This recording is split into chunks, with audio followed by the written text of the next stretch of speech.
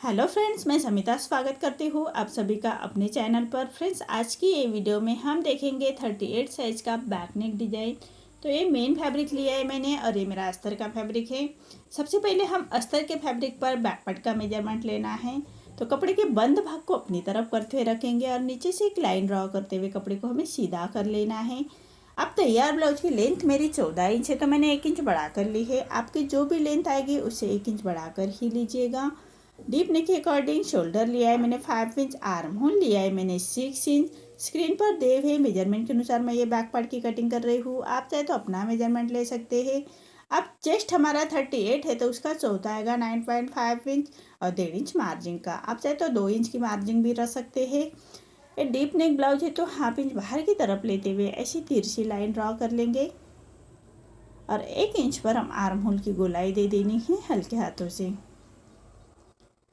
अब हमें वेस्ट का मेजरमेंट लेना है। तो वेस्ट हमारा 32 आ रहा है, तो उसका चौथा आएगा 8 इंच। 1 इंच बैक पार्ट की प्लेट्स के लिए रखेंगे और 1.5 इंच मार्जिन का।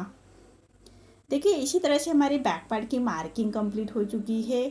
जैसे हमने मार्किंग की है उसी के अकॉर्डिंग हमें बैक पार्ट को कट कर लेना है और मेन फैब्रिक के साथ कट करेंगे। मेन फैब्रिक कट करते वक्त हाफ इंच बढ़ाकर ही कट कर लीजिएगा। देखिए, इसी तरह से हमारा ये बैक पार्ट की कटिंग हो चुकी है। अब हम मेन फैब्रिक के साथ कट करेंगे। तो मेन फैब्रिक हाफ इंच बढ़ाकर ही कट कर लेना है अस्तर के फैब्रिक से। तो देखिए, मेन फैब्रिक कट कर लिया है मैंने। अभी हमें नेक का मेजरमेंट लेना है। तो नेक फिट में रख रही हूँ मैं 2 इंच।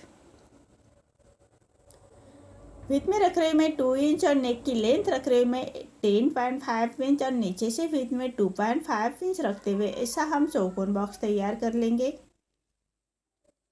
और नेक का राउंड शेप निकाल लेना है। इसी तरह से नेक का राउंड शेप दे देंगे। अब हमने जैसे नेक की मार्किंग की है उसी के अकॉर्डिंग हमें नेक को कट कर लेंगे। देखिए, इसी तरह से नेक को कट कर लेना है और मेन फैब्रिक के साथ अटैच कर लेंगे। तो मेन फैब्रिक पर हमें राइट साइड पर रखना है अस्तर का फैब्रिक। अच्छी तरह से बिठा लीजिएगा फैब्रिक को पिनअप करते हुए, ताकि सिलाई करते वक्त हमारा फैब्रिक ना हिले। और एक पैर का मार्जिन रखते हुए हमें सबसे पहले नेक की स्टिचिंग कर लेंगे। इसी तरह से नेक सबसे पहले हम अटैच कर लेंगे। अभी हमें मेन फैब्रिक कट कर लेना है नेक के बराबर से ही। जो हमारे अस्तर के फैब्रिक का नेक है उसी के हिसाब से हमें मेन फैब्रिक भी कट कर लेना है और पूरे नेक को हम छोटे कट्स लगाएंगे। सिलाई ना कटे उसका ध्यान रखें। इसी तरह से हमें पूरे नेक को ऐसे छोटे कट्स लगा लेने हैं। अब अस्तर का फैब्रिक पलटाते हुए अस्तर के ऊपर से हम एक स्टिच कर लेंगे। ये स्टिच हमारे अस्तर के फैब्रिक के ऊपर ही आनी चाहिए। जो सिलाई मार्जिन है अंदर की तरफ, उसको अंदर की तरफ पलटाते हुए हमें ये स्टिच कर लेनी है और दोनों फैब्रिक को अच्छी तरह से खींचते हुए हम ये स्टिच कर लेंगे। ये स्टिच हमारे अस्तर के फैब्रिक पर ही आनी चाहिए, इसका ध्यान रखें। अब पूरे फैब्रिक को पलटा लेना है और पलटाने के बाद एक रोपी स्टिच कर लेंगे। आप चाहे तो आयरन करते हुए नेक को अच्छी तरह से बिठा सकते हैं। मैं रोपी स्टिच कर रही हूँ, बाद में हम स्टिच निकाल लेंगे। इसी तरह से पूरे नेक को हमें ऐसे रफ स्टिच कर लेनी है।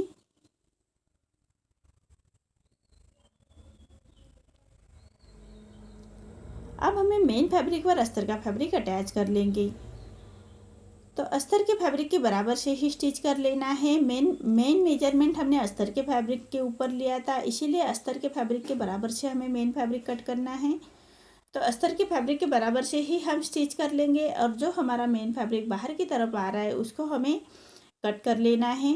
तो इसके अंदर की तरफ करिया क्रीस ना है, इसका ध्यान रखें। इसी तरह से हाथ से प्रेस करते हुए हम ये स्टिच कर लेंगे और जो हमारा मेन फैब्रिक बाहर की तरफ आ रहा है उसको हमें अस्तर के फैब्रिक के बराबर से ही कट कर लेना है।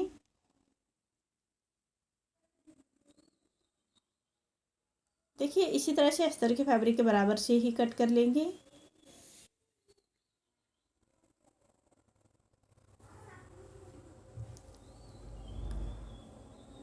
अब पूरे नेक को हमें ऐसे, जो हमने जरी का फैब्रिक रेडी करके रखा था, तो मेन फैब्रिक का हमें बैक पार्ट का सेंटर निकाल लेना है और सेंटर से सेंटर मिलाते हुए जरी का फैब्रिक हम अटैच कर लेंगे। बराबर से सेंटर मिलाते हुए दोनों साइड से हमें स्टिच कर लेनी है।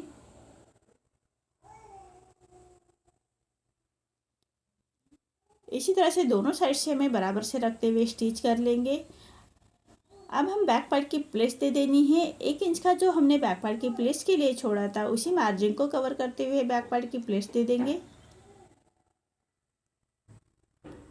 अब हमने जो जरी का फैब्रिक अटैच किया है उसके ऊपर लेस से फिनिशिंग दे देनी है। तो बराबर जो सिलाई के ऊपर हमें लेस अटैच कर लेनी है दोनों साइड में। इसी तरह से फिनिशिंग के साथ हमें ये लेस अटैच कर लेनी है।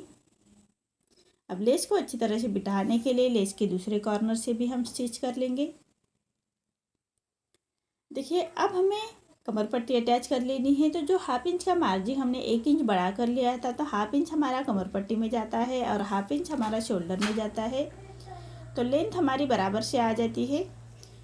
इसी प्रकार से हमें कमर पट्टी अटैच कर लेनी है और पूरे कमर पट्टी को छोटे कट्स लगाएंगे। अब पट्टी को पलटाते हुए पट्टी के ऊपर से हमें एक स्टिच कर लेनी है और पट्टी को फोल्ड करते हुए कॉर्नर की स्टिच कर लेंगे। देखिए इसी तरह से पट्टी को फोल्ड करते हुए कॉर्नर की स्टिच कर लेंगे। देखिए अब हमारा जो फैब्रिक बाहर की तरफ आ रहा है उसको हमें अस्तर के फैब्रिक कट कर लेना है और पूरे पट्टी को फोल्ड करते हुए क्रॉप स्टिच कर लेंगे। देखिए पूरे पट्टी को फोल्ड करते हुए क्रॉप स्टिच कर लेनी है। इसी तरह से हमारा ये कमर पट्टी अटैच हो चुकी है। अब पूरे नेक को हम लेस लगाते हुए उसको फिनिशिंग दे देना है। तो नेक के बराबर से हमें लेस अटैच कर लेनी है फिनिशिंग के साथ।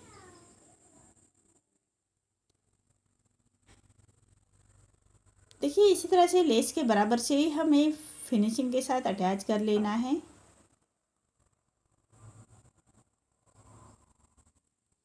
बराबर लेस के नेक के कॉर्नर से हम लेस अटैच कर लेंगे।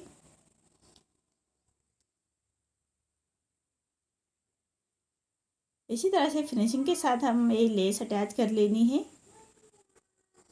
देखिए मेरी ये लेस अटैच हो चुकी है। अब लेस को अच्छी तरह से बिठाने के लिए लेस के दूसरे कॉर्नर से भी हमें स्टिच कर लेनी है फिनिशिंग के साथ। देखिए इसी तरह से लेस को अच्छी तरह से बिठाने के लिए लेस के दूसरे कॉर्नर से भी हम स्टिच कर लेंगे। देखिए इसी तरह से हमारा ये बैक पार्ट रेडी हो चुका है। आपको मेरा ये वीडियो कैसा लगा प्लीज़ कमेंट में बताइए। अगर आप चैनल पर पहली बार आए हैं तो लाइक शेयर ज़रूर करें और चैनल को सब्सक्राइब ज़रूर करें। धन्यवाद।